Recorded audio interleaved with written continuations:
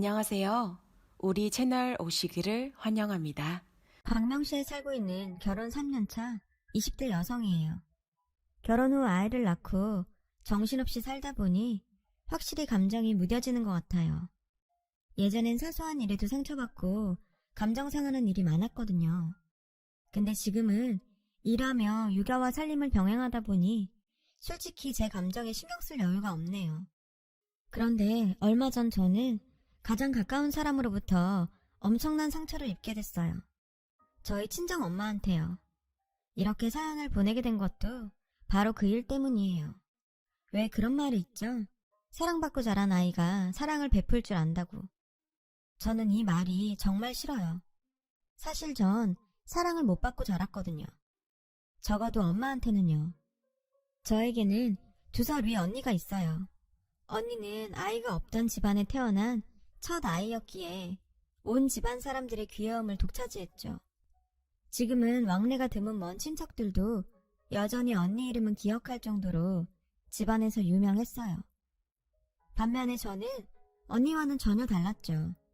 제가 태어나던 무렵 작은 엄마와 고모가 한두 달 차이로 먼저 출산하는 바람에 저는 상대적으로 관심을 못 받았어요. 게다가 그쪽은 모두 아들이었고 저는 딸이라서 특히 더 그랬죠. 차라리 무관심으로 끝났으면 낫게요. 제가 태어났다는 소식을 듣고 찾아온 친할머니는 절 보자마자 주저앉아 대성통곡을 하셨대요. 또 딸이냐고요.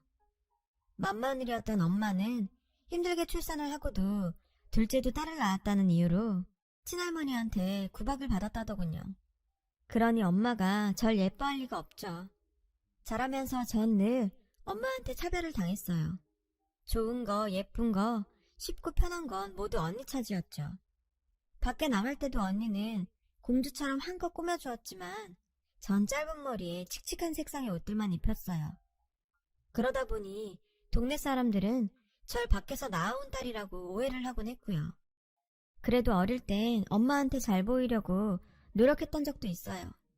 어떻게든 엄마한테 관심을 받으려고 공부도 열심히 하고 교내 대회에서 그림이며 글짓기로 상도 타고 했죠. 집안 청소며 심부름도 잘하고 속상해도 엄마 앞에선 방글방글 웃기도 했고요. 10살 남짓한 아이가 할 수 있는 모든 걸 다 했어요. 남들은 당연히 받고 사는 엄마 사랑을 받으려고요. 그러던 어느 날이었죠. 열린 안방 문틈으로 엄마가 이모와 전화통화를 하는 소리가 들렸어요. 전 그냥 지나치려다 제 이름이 나오길래 조용히 가서 들어봤죠. 나경의 그 지집애는 어쩜 그러는지 몰라. 아주 여우 같은 게 지 언니 이겨먹으려고 학교 공부며 글짓기, 심지어 피아노까지 기를 쓰고 한다 글쎄. 기특하긴 걔가 얼마나 가증스러운 줄 아니? 방금 혼나놓고도 앞에서 방글방글 웃는다? 소름 끼치게. 하여간 지 친할머니 똑 닮아서는 하는 짓도 똑같다니까. 내가 낳았지만 정말 정이 안 가. 충격적이었어요. 다른 사람도 아닌 엄마가 절 그렇게 생각하고 있었다니. 그런 줄도 모르고 엄마한테 잘 보이려 그렇게 기를 쓰고 노력했던 제가 너무 창피하고 한심해서 미칠 것 같았죠. 엄마가 너무 미웠어요. 그래서 내가 상처받은 만큼 엄마한테도 상처를 주고 싶었죠. 내가 죽으면 엄마가 상처받을까? 어린 나이에 제가 생각한 최고의 복수는 내가 없어지는 거였어요. 그래서 눈 딱 감고 차도에 뛰어들었는데 나경아! 아빠의 목소리가 제 발을 멈춰 세웠어요.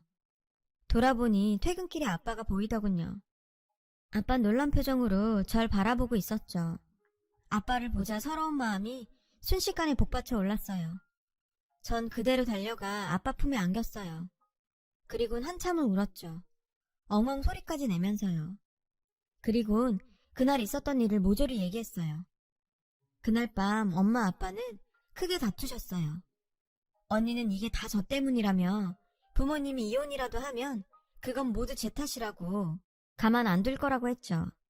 저는 혹시라도 부모님이 이혼을 하는 게 아닐까 가슴을 졸이며 잠들어야 했어요. 다행히 부모님은 이혼은 안 하셨지만 한동안 냉전 상태로 지내셨어요. 엄마는 저한테도 냉랭하게 대했고요. 그날 이후 전 한 가지 결심을 했어요. 어차피 엄마한텐 언니뿐이다. 구차하게 사랑을 구걸하지 말자 라고요. 그때부터 저는 엄마의 사랑을 받기 위해 노력하는 짓 따윈 하진 않았어요. 어서 빨리 자라 날 사랑해주는 사람을 만나 이 집을 떠나야겠다는 생각뿐이었죠. 그리고 17살 무렵 아빠가 지병으로 세상을 떠나시자 본격적으로 집을 나가기 위해 돈을 모으기 시작했어요. 공부는 뒷전이었고 돈 벌 궁리만 했죠. 어차피 대학에 들어갈 성적도 안 됐고 설사 대학에 붙는다 해도 엄마가 등록금을 대줄 리 만무했으니까요. 패스트푸드점 알바부터 인터넷 쇼핑몰 피팅 모델에 우유 배달 등 돈 되는 일이면 뭐든 다 했어요. 그렇게 20살 봄 저는 집을 나왔어요. 아직은 혼자 살 집을 구할 돈이 안 돼서 일단 레스토랑에서 일하며 알게 된 언니와 함께 살기로 했죠. 남들은 집 떠나면 고생이라고 하는데 전 오히려 그 반대였어요. 같이 사는 언니는 제 친언니보다도 절 잘 챙겨주었고 직장 동료들과 점장님도 모두 제게 따뜻하게 대해주셨거든요. 하지만 행복한 시간은 그리 오래가지 않았어요. 본사의 경영 악화로 인원 감축이 시작됐거든요. 나이도 어리고 딸린 식구도 없던 저는 제일 먼저 잘렸어요. 점장님은 그런 절 진이하는 도매시장 여성복 가게에 소개시켜 주셨죠. 가보니 점장님 누나 가게더라고요. 회식 자리에서 지나가는 말로 학창시절에 인터넷 쇼핑몰 피팅 모델을 했었다고 말한 적이 있었는데 그 얘기를 듣고 추천하신 모양이었어요. 사장 언니는 성격이 무척 화통했어요. 욕 잘하고 술 잘 마시는 여장부 타입이죠. 그런 사장 언니 밑에서 일을 하다 보니 저도 모르게 지금껏 몰랐던 제 본성이 깨어나더라고요. 집에서 늘 주눅들어 살던 저는 스스로를 타고난 쭈그리라고 생각했었거든요.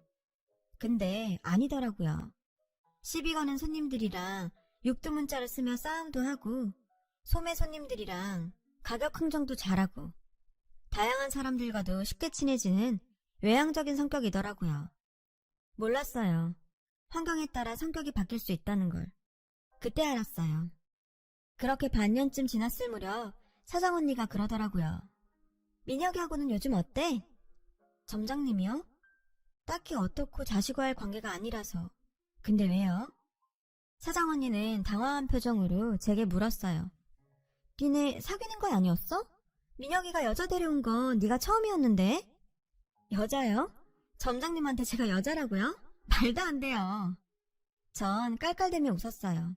말도 안 된다고 생각했거든요. 일단 나이 차이도 10살 가깝게 났고 점장님은 항상 절 애기 다루듯 했으니까요.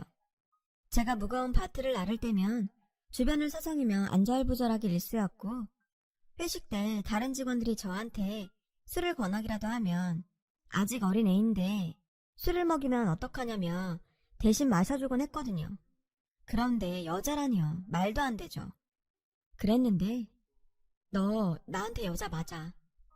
며칠 뒤 가게로 찾아온 점장님은 제게 선전포고를 하듯 말했어요. 그 말을 들은 전 어안이 벙벙했죠. 언제부터요? 점장님이 절 여자로 본 게 언제부터였어요? 점장님은 제 물음이 부끄러웠는지 눈도 제대로 못 마주치며 말했어요. 면접 보러 왔던 그날부터. 헐, 이 곰 같은 남자는 2년 넘게 절 짝사랑해왔던 거예요. 하나만 묻자. 넌 내가 남자로 안 보이니? 전 고개를 끄덕였어요. 솔직히 점장님은 제 스타일도 아니고 나이 차이도 8살이나 나잖아요. 게다가 직장 관리자인데 그런 쪽으로 생각이나 했겠어요? 물론 성실하시고 부지런하시고 일처리 딱 부러지는 건 알죠. 근데 그게 남친의 조건은 아니잖아요. 제 말에 점장님은 꽤 충격을 받은 모양이었어요. 말없이 가더라고요. 집으로 돌아온 저는 같이 사는 언니한테 그날 있었던 일을 얘기했어요. 그랬더니 글쎄 그동안 저 빼고 모든 사람들이 다 알고 있었더라고요. 점장님이 절 좋아하는걸요. 오히려 저보고 진짜 몰랐냐고 되물었죠.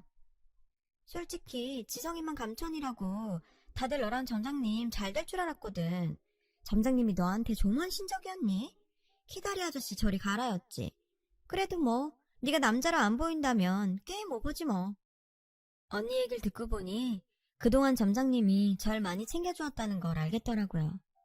늘 말없이 뒤에서 묵묵히 절 지켜주셔서 오히려 고마움을 몰랐던 거죠. 전 그날 좀처럼 쉽게 잠들 수 없었어요. 그날 이후 점장님은 가게로 절 찾아오지 않았어요. 자주 보던 사람이 보이지 않자 신경이 쓰이더라고요. 그렇다고 내색하기도 뭐했죠. 제 입으로 남자로 안 보인다고 해놓고 이제 와 찾는 건 너무 재수없잖아요. 그렇게 한 달쯤 지났을까? 사장 언니가 친구들과 해외여행을 떠나는 바람에 한동안 저 혼자 가게를 봐야 했어요. 공장에서 들어온 물건도 혼자 까대기를 하고 벽면 DP에 소도매 판매까지 하려니 죽을 맛이었죠. 결국 몸살이 난 저는 펄펄 끓는 몸으로 가게 문을 열었어요. 청소를 마치고 의자에 앉으려는데 그대로 몸이 까부러지더라고요.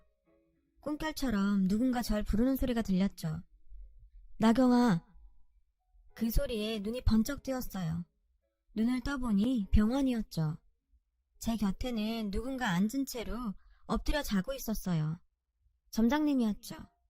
제 손을 꼭 잡고 잠들어 있는 점장님을 보니 안심이 되더라고요. 세상에 혼자 뚝 떨어져 있는 것 같았는데 나한테도 내 편이 있었더라고요. 애써 노력하지 않아도 있는 그대로의 나를 사랑해주는 사람이 있다고 생각하니 눈물이 나더라고요. 그리곤 이 남자를 놓치지 말아야겠다는 생각이 들었어요. 그래서 잠든 점장님을 깨워 사귀자고 했죠. 점장님은 얼떨떨한 표정이더군요. 그랬겠죠. 자다 깨니 연인이 됐는데요. 그날을 기점으로 점장님과 전 연인이 됐어요. 그렇게 2년 정도 연애를 한 우리는 결혼 준비를 하기 시작했죠. 사장 언니는 쌍수 들고 환영이라며 축하해 주었어요. 시부모님께서도 절 엄청 반겨주셨죠. 문제는 저희 집이었어요. 20살에 집을 나온 후 연락 한 번 없다가 결혼하겠다고 연락하는 게 마음에 걸렸거든요. 게다가 혹시 저한테 하던 것처럼 점장님한테도 함부로 할까봐 걱정도 됐고요. 아니나 다를까 인사드리러 집에 들렀더니 꼴랑 차 한 잔 내주더라고요. 저녁 식사 시간이었는데 말이죠. 엄마는 뚱한 표정으로 날짜 잡으면 연락하라며 가보라더군요. 대문을 나서는데 점장님한테 어찌나 미안하던지 쥐구멍이라도 있으면 숨고 싶은 심정이었어요. 그런데도 오히려 점장님은 절 위로하더라고요. 다행이다. 얼마나 긴장했는지 밥 먹고 가라고 하셨으면 큰일 날 뻔했다니까. 많이 서운했을 텐데도 절 생각해서 아무렇지 않은 척하는 모습에 전 미안하고 고마웠어요. 양가 인사를 마친 우리는 본격적으로 결혼 준비에 나섰죠. 예단이랑 폐물은 생략하고 점장님은 집을, 전 그동안 모아둔 돈으로 냉장고랑 TV와 침대를 하기로 했어요. 그래서 친정엄마한테는 10원짜리 한 장 안 받고 끝낼 수 있었죠. 결혼하고 1년쯤 지나 임신을 한 저는 작년에 첫 애를 낳았어요. 딸이었죠. 솔직히 애 낳으면서 친정엄마 생각이 많이 났어요. 엄마도 이렇게 힘들게 날 낳으셨겠구나 생각하니 그동안 미워했던 게 너무 죄송했죠. 그래서 아이 낳고 엄마한테 전화를 했어요. 그랬더니 내가 너 낳느라 얼마나 힘들었는지 이제 좀 알겠지? 넌 내가 널 미워한다 그러는데 세상 어떤 부모가 자기가 낳은 자식을 이유 없이 미워하겠니? 너도 너 똑 닮은 딸 한번 키워봐. 내 심정 이해가 갈 테니. 근데 설마 너 산후조리 해달라고 전화한 건 아니지? 그런 거라면 꿈 깨라. 난 힘들어서 너 산후조리 못 해주니까. 조리원에 들어가서 하든 사람을 사서 하든 네가 알아서 해. 요즘은 친정엄마들도 그런 거 안 한다잖니. 정 안 되겠으면 네 시엄마한테 해달라 그러던가. 자기 손녀딸 낳아준 며느린데 설마 안 된다고 하겠니? 솔직히 친정엄마한테 산후조리 도와달라고 할 생각은 없었어요. 처음부터 시어머니께서 해주시겠다고 말씀하셨거든요. 본인은 힘들어 안 하면서 시어머니한테 미루다니 저희 엄마답더군요. 나중에 안 사실이지만 저랑 친정엄마 사이가 안 좋은 걸 아는 남편이 미리 시어머님께 산후조리를 부탁했더라고요. 정말 눈물나게 고마웠죠. 근데 막상 며느리가 돼서 시어머님이 차려주시는 밥상을 받으려니까 여간 불편한 게 아니더라고요. 처음 며칠은 불편하고 죄송해서 소화도 잘 못 시켰죠. 하지만 어쩌겠어요. 내 몸이 내 몸 같지 않으니. 할 수 없이 마음을 고쳐먹었죠. 딴 생각 말고 몸 추스릴 생각이나 하자. 죄송한 건 자리 털고 일어나서 곱절로 효도하면 된다고 말이죠. 그렇게 마음을 먹고 나니 전보다는 좀 덜 불편하더라고요. 그렇게 전 시어머니께서 해주시는 밥을 먹으며 열심히 산후조리를 했어요. 3, 7일 이후엔 자리를 털고 일어났죠. 인간사 기브앤테이크라고 어머님께 받은 사랑이 많다 보니 저도 어머님을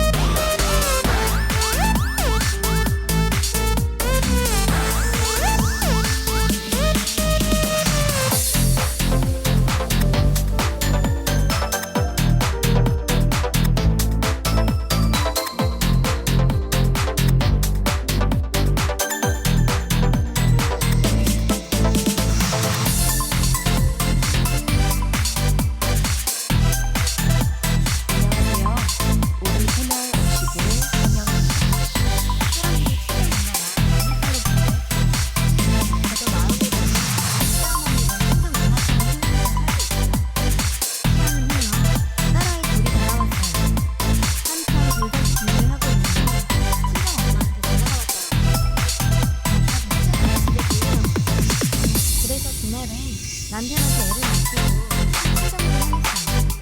마침 언니도 집에 있더라고요. 엄마는 고쳐줄까? 누군가 우리 언니가 결혼을 했어요. 그래서 말인데 이 친구들 그냥 내가 좋아 생각했어. 애한테도 집에 나가고 싶어. 언제부터 엄마가 정신없이 좋아 걱정하는데 게다가 하루아침에 추가 사진을 정말 말도 안 되는 소리였죠. 그래서 전 엄마 그게 무슨 소리야? 우리 그이 보고 처가살이를 하라고? 엄만 양심도 없어? 지금껏 엄마가 그 사람한테 뭘 해줬다고 처가살이를 하래? 그리고 그걸 왜 엄마 맘대로 정해? 우리 결혼할 때 엄마가 그이한테 어떻게 했는지 기억 안 나? 처갓집에 처음 인사라 온 사람한테 밥 한 끼도 안 차려줬어. 그뿐이야? 남도 아니고 딸이 결혼한다는데도 시집 식구들 보기 싫다고 상견례도 안 했잖아. 그때 내가 시집 식구들 보기 얼마나 창피했는 줄 알아? 그렇게 내 남편이랑 시댁 식구들을 무시해놓고 이제 와서 처가살이? 정말 양심도 없어. 어떻게 사람이 그래? 딸이 애를 낳았다는데도 병원 한 번 안 오고 산후조리 해달랄까봐 선수 쳐서 시어머니한테 떠넘긴 사람이 이제와 나한테 엄마를 모시고 살라고? 싫어. 난 절대 안 해. 그러니까 헛된 꿈 꾸지 말고 정신 차려. 그렇게 딸이랑 같이 살고 싶으면 엄마가 애지중지하는 큰딸이랑 살든가. 사람이 양심이 있어야지. 어찌나 화가 나던지 엄마 얘기를 듣자마자 전 버럭 질러댔어요. 그간 가슴에 꽁꽁 싸매두었던 서운한 일들까지 몽땅 털어서요. 그랬더니 엄마가 뭐라는지 아세요? 이 지집애 말하는 것 좀 봐. 그럼 내가 보기 싫은데 억지로 네 시댁 식구들 얼굴까지 봐야 돼? 보면 뭐 어차피 하기로 한 결혼인데 상견례 안 한다고 틀어져? 그리고 낳아주고 키워주고 공부까지 시켜줬으면 너도 자식된 도리는 해야 하는 거 아니니? 상견례 참석 안 했다고 네가 고개 빳빳이 들고 늙은 엄마한테 따질 일이야?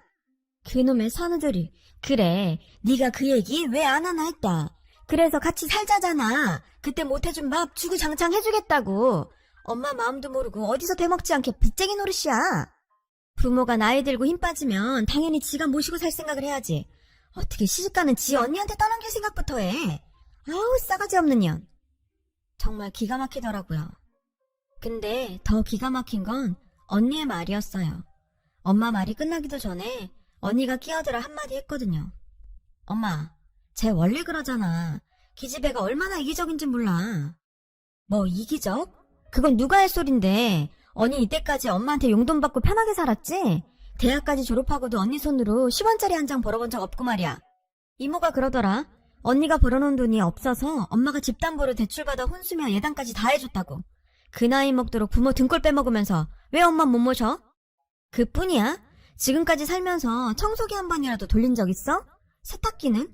내가 이 집에 있을 땐 빨래며 청소며 언니가 먹고 난 그릇까지 내가 다 치웠어. 내가 안 하면 엄마가 할까봐.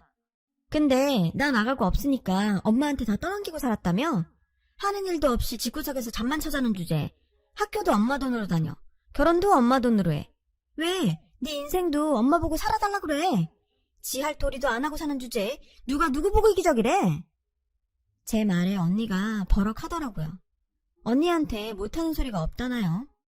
왜? 동생한테 이런 소리 들으니까 쪽팔리냐?